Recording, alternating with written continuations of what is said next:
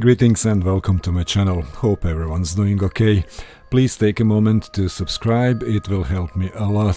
Thank you. And I want to thank Tiana for being a part of yet another episode.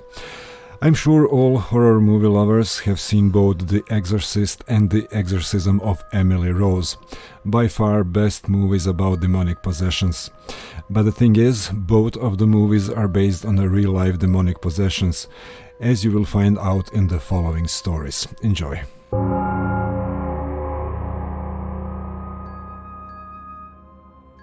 Anna Elisabeth Michel was a German woman who underwent Catholic exorcism rite during the year before her death.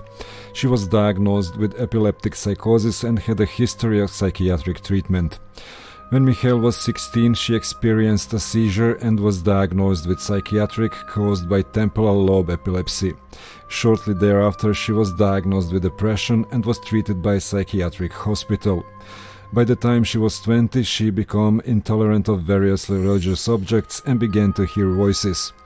Her condition worsened despite medication and she became suicidal, also displaying other symptoms for which she took medications as well.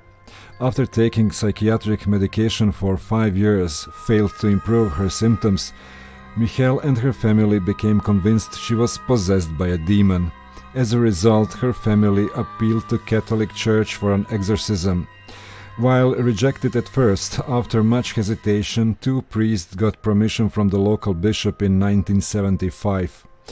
The priest began conducting exorcism sessions and the parents stopped consulting doctors. Anneliese Michel stopped eating food and died due to malnutrition and dehydration after 67 exorcism sessions. Born as Anna Elisabeth Michel on 21 September 1952 to a Roman Catholic family, Michel was brought up along with 3 sisters by her parents, Joseph and Anna. She was religious and went to Mass twice a week. When she was 16, she suffered several convulsions and was diagnosed with temporal lobe epilepsy. In 1973, Michel graduated and joined the university. Her classmates later described her as withdrawn and very religious. In June 1970, Michel suffered a 3rd seizure at the hospital where she has been staying. She was prescribed anticonvulsion drugs for the first time. She began describing seeing the devil face at various times of day. By 1973, she suffered from depression and being hallucinating while praying, and complained about hearing voices telling her that she is damned and would rot in hell. Michel's treatments in a psychiatric hospital did not improve her health, and her depression worsened. Long-term treatment did not help either, and she grew increasingly frustrated with the medical intervention, taking drugs for 5 years. Michel became intolerant of Christian sacred places and objects such as the crucifix. Michel went to San Damiano with a family friend who regularly organized Christian pilgrimages. Her escort concluded that she was suffering from demonic possession because she was unable to walk past a crucifix and refused to drink the water of a Christian holy spring. Anneliese told me, and Frau Hein confirmed this, that she was unable to enter the shrine. She approached it with the greatest hesitation, then said that the soil burned like fire and she simply could not stand it. She then walked around the shrine in a wide arc and tried to approach it from the back. She looked at the people who were kneeling in the area surrounding the little garden, and it seemed to her that while praying they were grinding their teeth. She got as far as the edge of the little garden, then she had to turn back. Coming from the front again, she had to avert her glance from the pictures of Christ in the chapel of the house. She made it several times to the garden, but could not get past it. She also noted that she could no longer look at medals or pictures of saints. They sparkled so immensely that she could not stand it. Michel and her family as well as her community became convinced and consulted several priests, asking for an exorcism. The priests declined, recommending the continuation of medical treatment, and informed the family that exorcism required a bishop's permission. The Catholic Church official approval for an exorcism is given when the person strictly meets the criteria. then they are considered to be suffering from possession and under demonic control. Intense dislike for religious objects and supernatural powers are some of the first indications. Michael worsened physically and displayed aggression, self-injury, drank her own urine and ate insects. Despite taking neuroleptic medications, Michel's symptoms worsened and she began to manifest growling, seeing demons, throwing things. The priest Ernst Alt, who they met on seeing her, declared that she didn't look like an epileptic and that he did not see her having seizures. Alt believed she was suffering from demonic possession and urged the local bishop to allow an exorcism. In a letter to Alt in 1975, Michel wrote, "I am nothing, everything about me is vanity. What should I do? I have to improve. You pray for me," and also once told him, "I want to suffer from other people, but this is so cruel." In September of same year, Bishop Josef Stangl granted the priest Arnold Renz permission to exorcise according to Ritual Romanum of 1614, but ordered total secrecy. Renz performed the first session of 24th September. Michael began talking increasingly about dying to atone for the wayward youth of the day and the apostate priest of the modern church, and she refused to eat towards the end. At this point, her parents stopped consulting doctors on her request and relied solely on the exorcism rites. 67 exorcism sessions, 1 or 2 each week, lasting up for 4 hours, were performed over about the 10 months in 1975 and 1976. On July 1st, 1976, Michael died in her home. The autopsy report stated the cause was malnutrition and dehydration due to being in a semi-starvation state for almost a year, while the rites of exorcism were performed.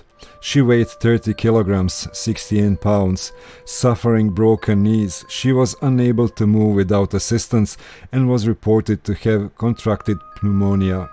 After an investigation, the state prosecutor maintained that Michel's death could have been prevented even 1 week before she died. In 1976, the state charged Michel's parents and priest Ernest Alt and Arnold Rantz with negligent homicide.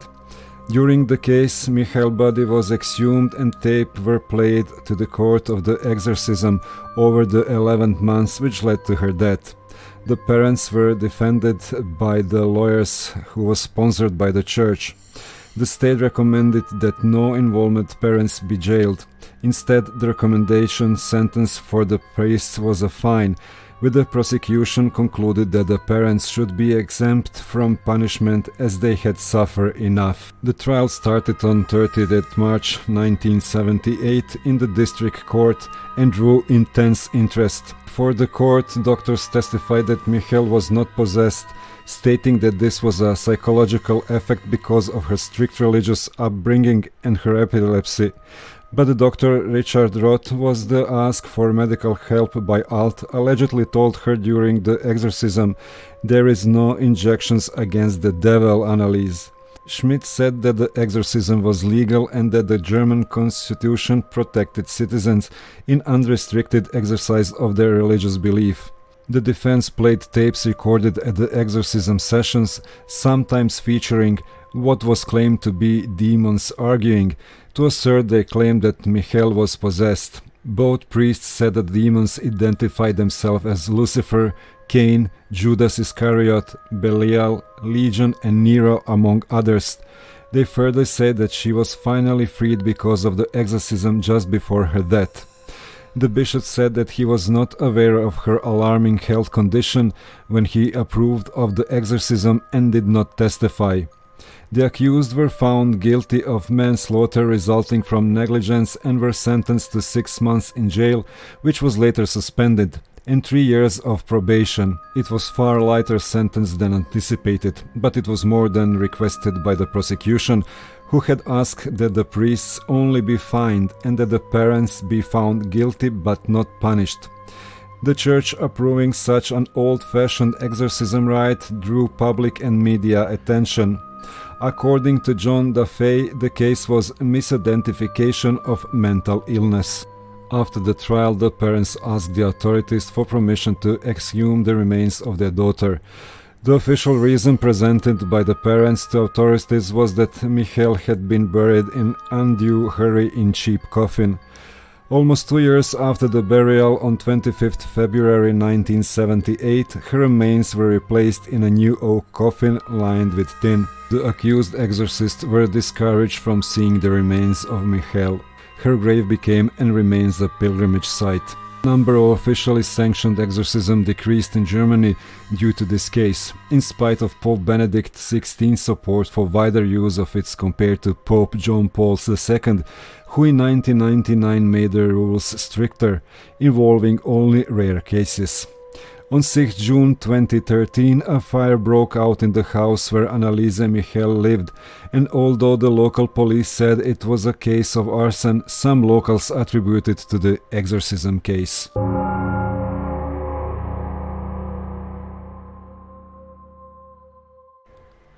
Exorcism of Roland Doe. In the late 1940s in the United States, priests of the Roman Catholic Church performed a series of exorcisms on an anonymous boy, documented under pseudonym Roland Doe or Robbie Mannheim. The 14-year-old boy, born around 1935, was the alleged victim of demonic possession, and the events were recorded by the attending priest Raymond J. Bishop.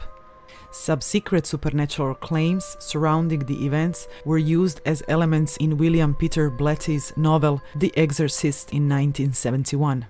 In mid-1949, several newspaper articles printed anonymous reports of an alleged possession and exorcism.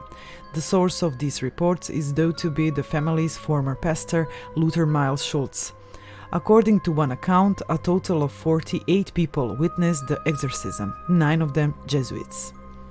According to author Thomas B. Allen, Jesuit priest Father Wallet H. Halloran was one of the last surviving eyewitnesses of the event and participated in the exorcism. Allen wrote that diary kept by attending priest Father Raymond J. Bishop detailed the exorcism performed on the Ronald Doe aka Robbie. Speaking in 2013, Allen emphasized that definitive proof that the boy known only as Robbie was possessed by malevolent spirits is unattainable. Maybe he instead suffered from a mental illness or sexual abuse, or fabricated the entire experience. According to Allen, Heller has also experienced his skepticism about potential paranormal events before his death. When asked in an interview to make a statement on whether the boy had been possessed, Halloran responded saying, "No, I can't go on record. I never made an absolute statement about the things because I didn't feel I was qualified." Roland was born into a German Lutheran family. During the 1940s, the family lived in Cottage City, Maryland. But then he moved to South Africa. According to Allen, Roland was an only child and depended upon adults in his household for playmates, primarily his Aunt Harriet. His aunt, who was a spiritualist, introduced Roland to the Ouija board when he expressed interest in it. According to the Thomas B. Allen, after Aunt Harriet's death, the family experienced strange noises, furniture moving on its own, and ordinary objects such as vases flying or levitating when the boy was nearby. The family turned to the Luther pastor Luther Miles Schultz for help. Long interested in parapsychology, Schultz arranged the boy to spend the night in his home in order to observe him. When parapsychologist J.B. Wren learned that Schultz claimed he witnessed household objects and furniture seemingly moving by themselves, Wren wondered if Schultz unconsciously exaggerated some of the facts. Schultz advised the boy's parents to see a Catholic priest. According to the traditional story, the boy then underwent a number of exorcisms. Edward Hughes, a Roman Catholic priest, conducted an exorcism on Roland at the Georgetown University Hospital at Jesuit Institute.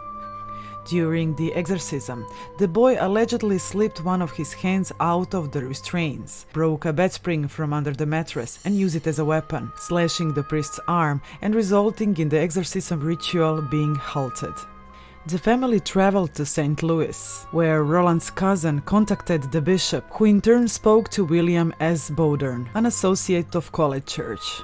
Bowdern was granted permission from the archbishop to perform another exorcism.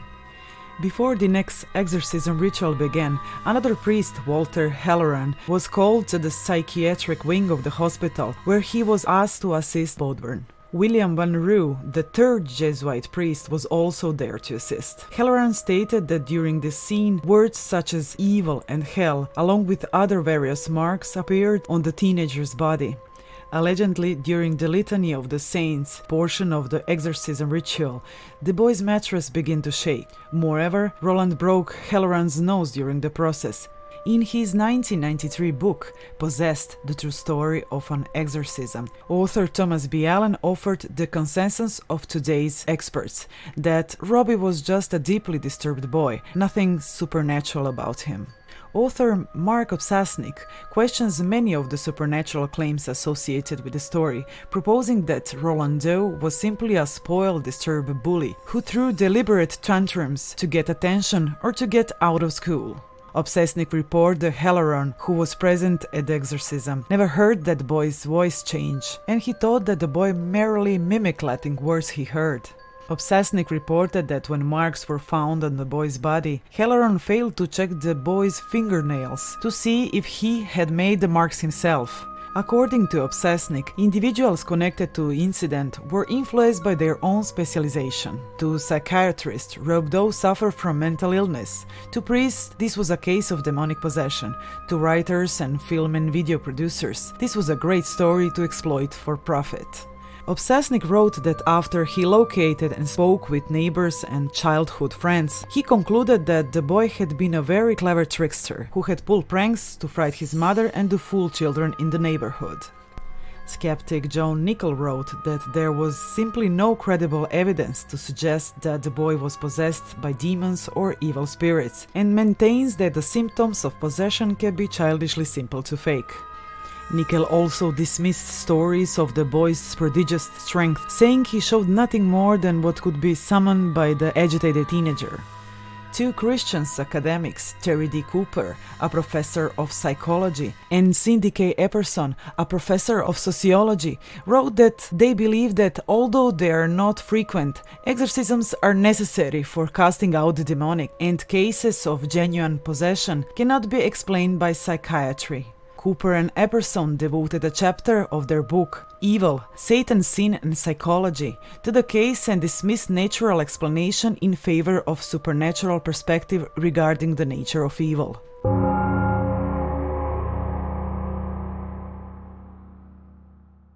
Thank you guys for stopping by, and before you leave, please subscribe and hit the like button. Stay safe, and I'll see you soon.